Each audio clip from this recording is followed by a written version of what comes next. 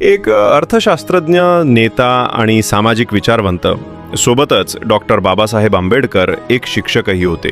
होय, 1918 साली मुंबईच्या सिडनहॅम ऑफ कॉमर्स अँड इकॉनॉमिक्समध्ये ते पॉलिटिकल इकॉनॉमीचे प्राध्यापक म्हणून नेमणूक झाली.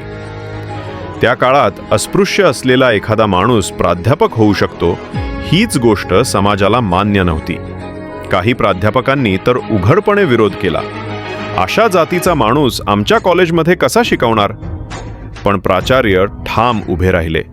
त्यांनी स्पष्ट सांगितलं, आंबेडकर हे ह्या काळातील भारतातील सर्वोत्कृष्ट अर्थशास्त्रज्ञ आहेत, तेच शिकवतील. आणि जेव्हा बाबासाहेबांनी पहिला तास घेतला, विद्यार्थ्यांनी त्यांच्या ज्ञानाची खोली अनुभवली.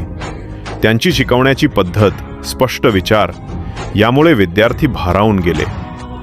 जातपात विसरून त्यांनी बाबासाहेबांना आपला खरा शिक्षक मानलं.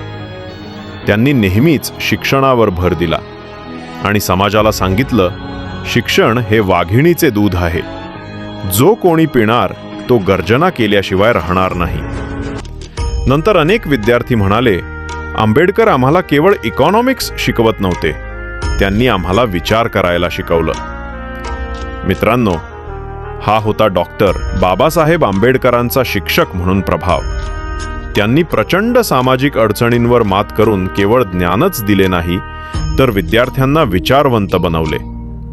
आज शिक्षक दिनी हाच खरा वारसा आपण पुढे नेऊया. जय भीम.